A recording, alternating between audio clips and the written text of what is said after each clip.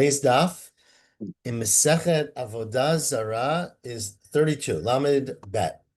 And we are continuing the discussion from our Mishnah. I'm sorry, I'm trying to find the Gemara in my desk. Here we go. We're continuing to discuss from the Mishnah about things that are prohibited that because they belong or they belonged for Avodah Zarah. So we talked about wine, we talked about beer yesterday, we talked about vinegar at the end of the day. But today at this third line, the two dots on Lamed Bet Amud Aleph, Cheres Hadriani. Hadrian Cheres, right? So I asked the Gemara, my Hadriani, Cheres means pottery, right? So what does Hadriani mean? I'm reviewed. I'm Rishon Chershel Hadrianus Caesar. Like I just said, it's Hadrian, right? It's from the time, from the era of the Hadrianic wars and reign, which unfortunately the Jews were very much victims of, I would say, as were probably many, many other people. And what happened in those days, got to Rav Dimi, Rav Dimi came and he explained that this is why this pottery is prohibited. What they used to do, is that they basically had to come up with a system to travel with provisions, right? So I guess in military warfare and in long distance conquering, you have to think about your supply lines. And one of the things that they were very concerned about was having a supply of wine.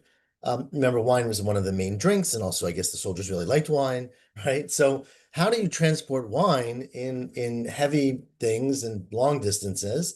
So they came up with this great strategy. What they would do was karka betula haydash lavda adam me'olam.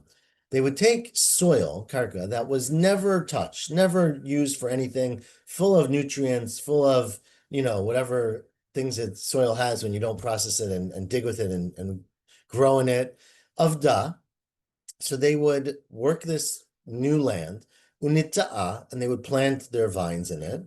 And then then they would take the wine that came from these lands, that is very high quality, high preservative wine, because the ground is very good, and they would put that wine in gulpi chivari. Gulpi chivari means, chivari usually means white or light, gulpi are containers, jugs, right? And they would basically take these earthenware jugs, and they would put the very, very good wine inside of it, and they would let it soak. They would let it sit there for a while, right? And might say the chamrayo, it would absorb, it would soak up the wine. And so when the wine would disappear, basically the wine would get into the earthenware, right? Earthenware breathes, especially new earthenware, and the wine would get absorbed into it. And then matavr la b'chasbe, they would then break up the earthenware into pieces, into shards, and carry those with them. And so basically you would be carrying this thing that has wine soaked inside. It's like a wine storage thing. And wherever they got to a place, tarole, they would soak it in water, and it would release that very concentrated wine into the water, v'shatu, and then they would drink it. And Amar Rabbi Yishua ben Levi, Rishon Shalanu Kishlishi Shalem, our first wine, meaning our first pass of the grapes, is as good as the third pass from them with this wine, meaning it was so concentrated and so rich that you can get, even the third time around, you can get tremendous wine from these things. So soldiers would carry this around. I'm sorry? That's pretty wild. It is pretty wild. I don't know, I don't know if there's any evidence of this in archaeology. I don't know. It sounds, it's all very reasonable, and it sounds like it's solving an important problem, and obviously doing it without having to carry the liquid, right? You just get the concentrate, so it's much, much lighter. Mm-hmm. Now, so of course, so you cannot use those shards because they presumably have wine. So if you take, and then they have wine, it's presumably yain nesach or stam yainam. So if you get a shard in a museum and you just soak it in water, you can't drink it. Now, asking, so that's drinking it. But remember, this is now clay. This is pottery. What about using it for pottery? Right? One of the great uses of little random pieces of pottery was if your bed is unequal, you put it under the legs, right? And you rest on it. So can you use this? Meaning, and it says tomorrow, the question is, if you're if you want this thing to stick around for some other purpose, meaning you don't want it for drinking, you're not going to drink it, but and there's no prohibition in using it for this potentially, but is that a problem or not? Do you consider either that the wine inside the pottery is helping the potteries, support your bed, or even just keeping it around, you might do something wrong with it? So sharei o asar, is that permitted or prohibited? So tashmas, this is where come and learn. The Reb Elazar, Reb Yochanan, there was a machlokah between these great Amoraim, Reb Elazar and Reb Yochanan. Chad asar v'chad shari. One said it's prohibited to use these pottery, and one said it is permitted. Hilchata kiman da'asar. And the halacha is that we don't use them. So if you ever find Hadrianic pottery, don't use it for your bed. Now, Meitve, similar, that's what about the following Braita? Right, so these are Amoraim again. So what about the Braita? The Braita says the following. It says Hadar Durin.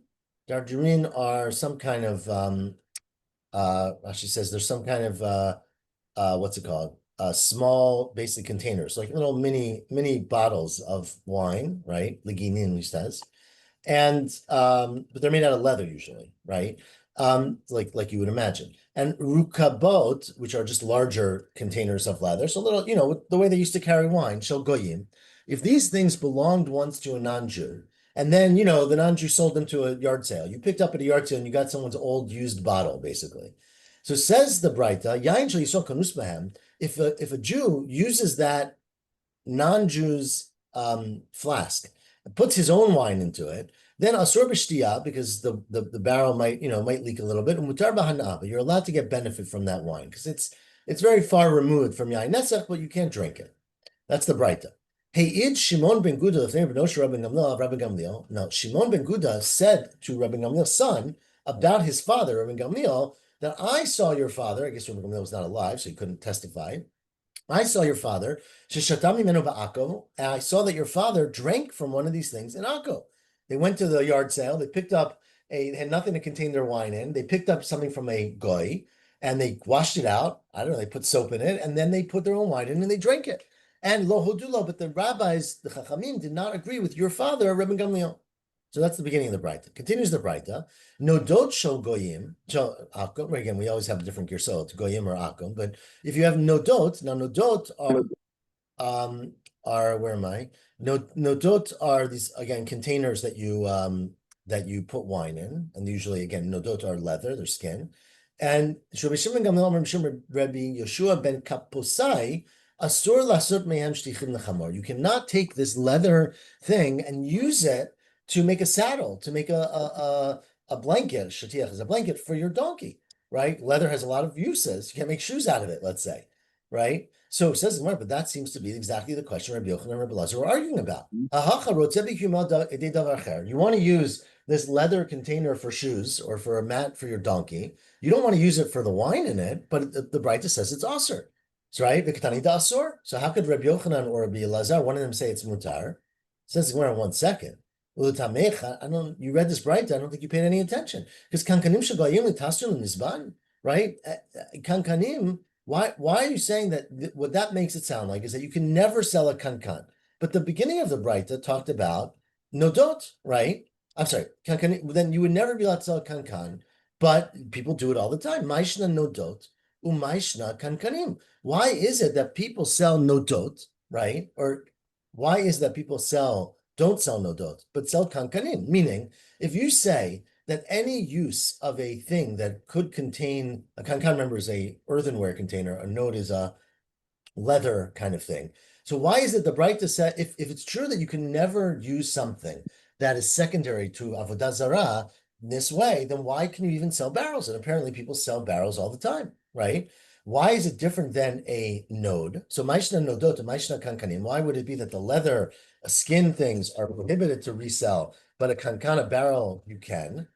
Sorry, I lost my place. Here we go. Says I'm a Rava, says well, actually, there's a whole different thing you have to think about over here, which is that Zarah, we actually have a concern about the leather. Shema yibakan nodo, right? You have your own skin that contains wine, and it springs a leak. And as everybody knows, like a tire on your bicycle or your car, you spring a leak, you get that little patch, you put some glue on, and you put it on top. So we're worried that you're going to take the goy's node, the goy's piece of leather, cut out a little piece and put it inside and patch your own thing, which would be prohibited. We're afraid you're going to sew it onto your own node. So therefore, there's a specific issue about a node to sell it because we're afraid you're going to use it in a way that's prohibited. But by a barrel, there might be no such issue because obviously you can't take a piece of a barrel and fill it up. Ask the Gemara, okay, so we're not clear from the Braita, a node is prohibited, but we don't know yet about the barrel. It's a machloket amoraim. Says Gemara, but according to the Manda Amar, we are at the third wide line. But the Manda Amar, according to the one who said that Rotzeh b'kiyumo de davar acher asur, Remember, it was Machloket, Rabbi Elazar and Rabbi Yochanan. We don't know which one said it, but according to one who said that if you want to keep something around, even for use pottery for your bed, is usher. So Maishna kankanim desharu. So why in the world do we allow people to sell kankanim secondhand? Amar lach, because he says Gemara, well, that's different. Because remember what he said, it was usher, right? That was talking about the cheres hadriani. It was specifically talking about where you have these super concentrated cheres that you know has wine in it. But so hatam by a barrel, latali surbeina, you don't have any, you don't see anything that's usher. You can't, maybe absorbed in here is something usher, and you should be careful. But acha by the cheres hadriani, ita lisur be'ene, the isur is right there in front of your face, and therefore you have to be much more cautious, and you can't sell it. Now, continues the Gemara in the story of Rabbi Gamliel, right? That this person was Shimon ben, where am I?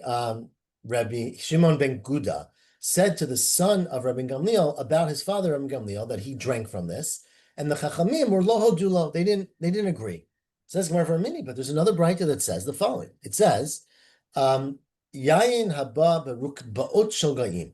Let's say you have yayin that comes in rukbaot, which is just another word for these containers, these jugs that the non-Jews have, right? We have 5 lines on the bottom. So you have yayin in the rukbaot shel goyim, of dekochavim, sorry, and some girsa, right? Asur b'shtia, you cannot drink that wine because it came out of the bottle that was owned by a non-Jew that might have been used for yain nesach. Umutar b'hana'ah, you're allowed to get hana from it. And Hayid Shimon ben Guda, now we get Shimon ben Guda again, if you notice carefully, which you will, his Guda has an ayin, not an aleph, like the previous Shimon ben Guda. And Shimon ben, but as an Ashkenazi, I say them the same way. So Shimon ben Guda was me'id l'fnei benosh Rabbi Gamliel. Shimon ben Guda gave testimony to the son of Rabbi Gamliel, al Rabbi Gamliel, sheshatami menu ba'ako, that he saw him drinking from it in Akko, and continues the brayta of a hodelo. And they admitted, the Chachamim agreed. So this doesn't make any sense, right? What does it mean that? I mean, it's the same story, clearly, or it's not really the same. It might be the same story, or Reb Shimon or Rabbi Gamliel drank a lot of these things, right? Because he lived there, and he maybe went once a month and had a gathering and did this. But it says here that the Chachamim admitted that they agreed with doing it. So says actually, Milo Hodula, when it said in the first bright that they didn't agree with him, Kamar Hatam, it means Kol Siato. It means the Chachamim that were with him did not agree with him. Beno Modile. When it says in the second one that he agreed, it means they said to Rabbi Gamliel's son, Rabbi Shimon Gamliel, your father did this, and Rabbi Shimon Gamliel said, oh, that makes sense, or I agree with it, or I do it also. Okay, so one was the other rabbis and one was his son. Another explanation is one I pointed out is that Guda, and again, I don't know how to pronounce it, it's an aleph and an ayin, but Guda lechod, Guda lechud, right? Whether Shimon ben Guda and Shimon ben Guda were different people. And so they both testified and they had different testimony. One remembered the Chachamim agreeing and one remembered the Chachamim not agreeing. And it could be different times and different Chachamim, of course. Okay, so that is that part of the Gemara. And the Mishnah continued, and it said, if you find orot levuvim, right? You go to the store, you buy a skin, and you pull open this hide in order to make your beautiful Sefer Torah or whatever. Let's just say it could be Sefer Torah. Let's say you're using the skin for your bed, and you find that there is a tear where the heart is, right? So we said in the Mishnah, that's a sign that they actually worshipped this, they presented this animal to Avodah Zarah, and what they would do is while it was alive, they would rip out its heart. They would cut in the skin, I guess, because you can't pull your hand through skin, and they would pull out the heart. They must have had to restrain the animal pretty significantly, right? So that was a way of worship. Then, the priest took the leather and sold it on the side, and now it's takrovat avodah zarah. So Tanu Rabbanan says But carrying out hearts is what the Aztecs used to do to humans in sacrifices. Yeah, sounds terrible. I mean, that's but this is what the Brits did all the time. What are they? The drawing and quartering people, right? They would horrible. So it's pretty horrible to think about. Anyways, Tanur Rabbanan says the right, Ezu arlavuv, what is considered a heart? Or means the leather, the hide of the animal that has torn out the heart. Kol shekarua keneged halev. It has to be where there's a hole where the heart of the animal was. The kadur kamin aruba, and it's cut open like a window. Meaning it's like it's I guess I think what it means is that it's like a shape that makes sense that a human did it, not by accident. Yeshalav koradam asur. Now, if there's blood on the skin or on the hair next to it, then it's asur because it implies that they made this cut while the animal was alive, so the blood came out. But turn the page, shalom abed amabed. If ain't alav koradam, if there's no blood next to it, mutar, because it means that they basically killed the animal first, and then after the animal was dead, they cut this thing open and took out the heart. Either because that was their worship, but you can't asur an animal, it's already dead in that way, or mainly because they're trying to like sell it, upsell it. It's like piece of the cross kind of thing, right? So they're making it, they're mass manufacturing these kind of things. So therefore, it's not considered to be prohibited in that case. Now, ask the Gemara, turn the page, ask the Gemara, what do you mean? I'm sorry, it says Rafuna, not ask question. Of course, that's only true if you didn't salt the animal, but as everybody knows, and that's why we salt the animals, salting makes all the blood go away. So if you salted the animal, then there might have been blood there that you no longer see, and therefore it's asur. Right? Maybe the salt made the blood go away. So that was the first opinion in the Mishnah. And then Reb Shimon ben Gamliel Omer, this we had in the Mishnah, Bisman Shakera Shelo Agul Asur. If the rip is circular, then it's prohibited because that's how they worshipped it. But if it's mashuch, if it's like a long rectangle essentially, then it's mutar. And again, that's just they wouldn't have worshipped it that way. Says the Gemara, Amar Rav Yosef, Amar Rav Yudah, Amar Shmuel, halacha Reb Shimon Gamliel. Yep, that's the halacha. Says Abaya, what? It says Abaya halacha. You say we prosper like him, which implies that there's some debate about it, but no one in the Mishnah argued to Reb Shimon Gamliel. He just told us the facts about how they worship Avodah Zarah. Mechlal de pligi? Who says there's an argument? Amar so he said back to him, why are you driving me crazy? This Rav Yudah Amar Shmuel said back, or Rav Yosef maybe. My nafka lechamina. What do you care? Halachas like Reb Shimon Gamliel. Who cares if someone argues with them or not? Amar says, Abaya, you have to be much more careful with how you speak. Gemara Gamor. We are learning Gemara. We are learning the halacha. We're learning the essential things we need to know. Is it a song to you? Right? This is usually, there's a lot of different ways to read this, but generally the way we read it is that, it's not just words. They have to have meaning, right? It's not meaningless words. And so don't teach us things that have no consequence. Then I'm going to try to remember if Shimon Gamliel argues, you're going to then make a mistake. You're going to come to think, oh, maybe someone argues with Shimon Gamliel. And in fact, you're just misleading people by telling them something obvious. Okay, anyways, that's obviously a side point. The next. Well, there's another obvious thing, which is the general rule that we follow. We posture like Rabbi Shimon ben Gamliel in a Mishnah. So what you're saying is absolutely correct. Tosfos here points that out, that this doesn't make a lot of sense, right? Because as you pointed out, right, there is a principle that kol makom sheshaner Reb Shimon Gamliel mishnatenu halacha kamoto chutz me arev Tzidon deraya achrona. Right, we've had these cases many times that we always pass Reb Shimon Gamliel in a mishnah except for those three exceptions. Says right. Tosfot here, the top Tosfot, clearly these Rav Yosef and Rav Yochanan, I'm sorry, Abaya didn't seem to agree with that, because otherwise, why are you talking about halacha Reb Shimon Gamliel? It's always halacha Reb Shimon Gamliel, right? It's just a whole different problem. But here the point was, no one seems to argue. So clearly, there are those who say that maybe Rabbi Yosef was saying it to prove that he doesn't hold like that, right? He was telling you, here the halacha is Reb Shimon Gamliel. It doesn't mean it's always the case. But Abaya has this thing, and of course, this is a common statement we get from Abaya, as you see here, many other references in Shas on the left here, in mine at least. Anyways, the next case, and getting sort of back to our first Mishnah, right, which is the case of not worshiping idols per se, but what about business with those worshiping idols, right? So we said in our Mishnah, this Mishnah, which again is similar to the first Mishnah of the Masechta, Basar nichnas avodah zarah. Let's say a person is walking in to worship their idol. They're on their way into their temple, and they're carrying a container of meat. So says the Mishnah, that's mutar. You can purchase that from them. Again, you have to assume either you're purchasing it to feed your animals, or it has a hechsher on it somehow. I don't know, right? But you can purchase it from them. It says in Mantan. Now, who is the author of that? That is Amar B'chia Bar Abba, Rabbi Yochanan to look Rabbi Lazar. That is not going like Rabbi Lazar. To Amar Divik Rabbi Lazar, we had this opinion before, but if it's like Rabbi Lazar, Amar, he says, Stam machshavet goy avodah zarah. That the stam machshava of a goy is for avodah zarah, meaning that when this non-Jew shechted this animal at his house, and now he's coming to the temple with it, he has not sacrificed it yet on the temple. But says Rabbi Lazar, you have to assume, unless you have proof otherwise, that when he shechted it, he was already thinking about the idol.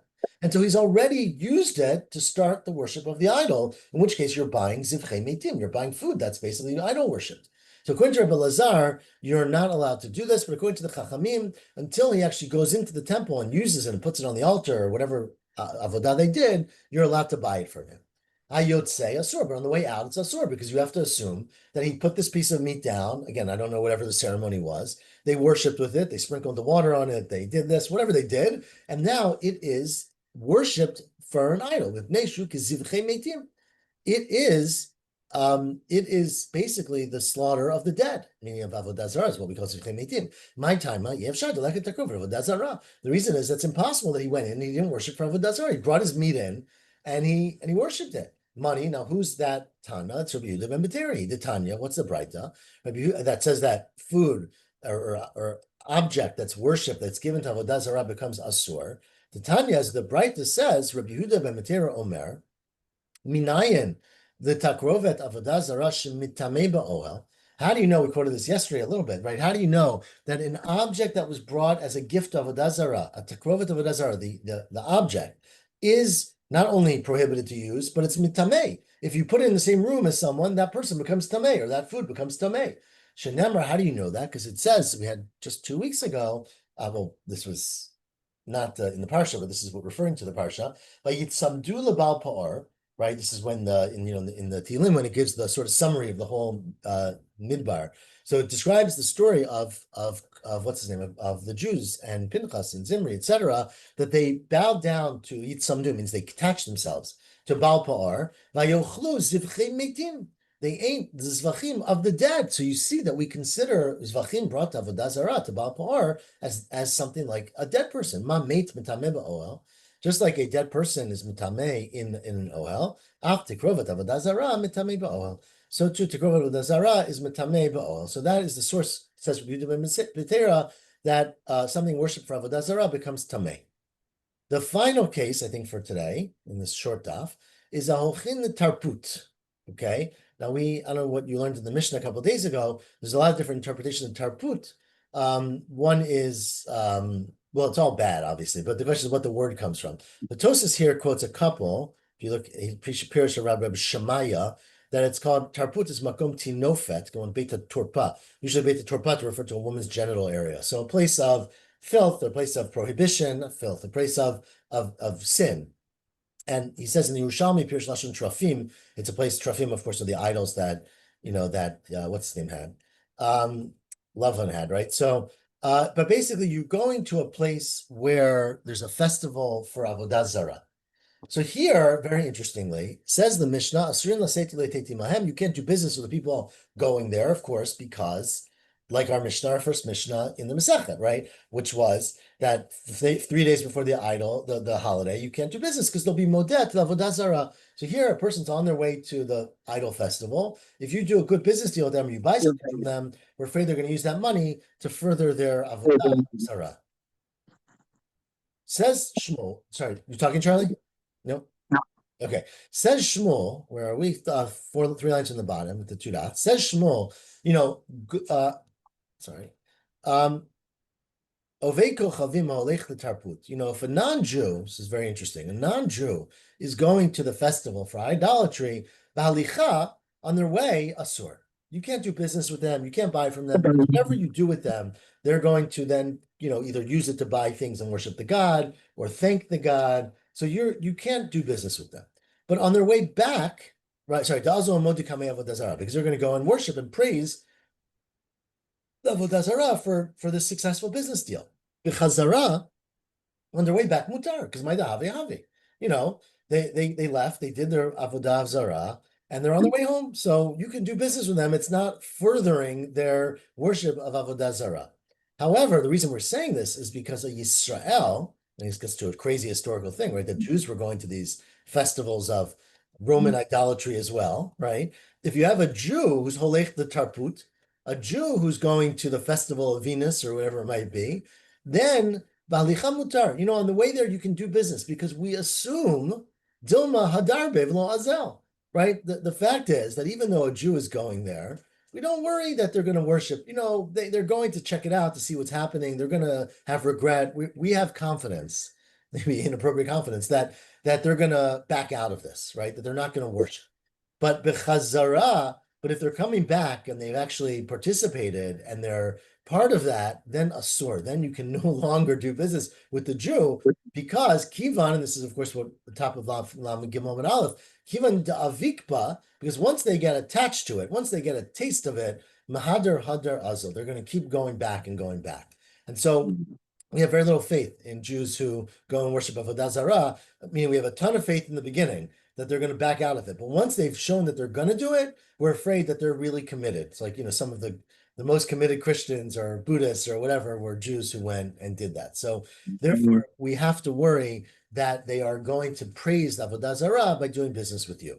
Okay? Says the Gemara at the top line of Daf Lamed Gimel with Aleph Tanya, but there's a Braita which says Yisrael olech l'tarput, that if you have a Jew who's going to this festival of Venus, bein balicha, bein mechazara asur, that you can't buy from them on the way or on the way back. So how do you explain that, Braita? Amar Ravashi, no, that is referring to Kitanya Hahi be Yisrael Mumar. That's referring to a Yisrael who already is worshiping the idol, meaning they're Jewish, but they've already gone. This is not their first trip to the festival.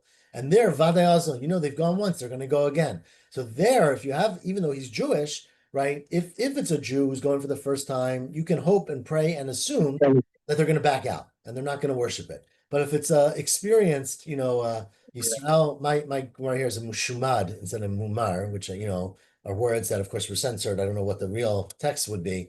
That a Yisrael who's already off the derech, Vadai Azil, he's for sure going to go and worship the idol. I think we'll stop here just because I don't want to get too far ahead, even though it's a little early, but I got to go round, so that's good for me. So we'll stop here at the fourth line. This is not the end, but we'll continue tomorrow from fourth line of Daf Lamed Gimel Amud Aleph. Yashakar. Charlie, just a reminder, since you're the only one on, next Motzei Shabbat, God willing, I'll do it in person at a very early time in Jerusalem, and I'll probably record Sunday's Daf, so I'll let you know. If you wanted to do it later at night, I'm a night owl. Oh, you mean, okay, that's interesting. Yeah. If you want to do it like 11 or even midnight, I would be. I don't think I will. I don't mind. 4:35 is not so early for me. I'm okay with that. Oh, okay. You're an early riser. All right. No, I'm gonna be jet lagged, so I'm not sure if I'll still be an early riser, but in America, that's when I wake up. So let's see. Okay. I'm flexible for this Saturday. I think I just for Kaviyut, I'll try to keep it. But Sunday I'll record. Okay. Okay. All right. Have a good week, Charlie. Take care.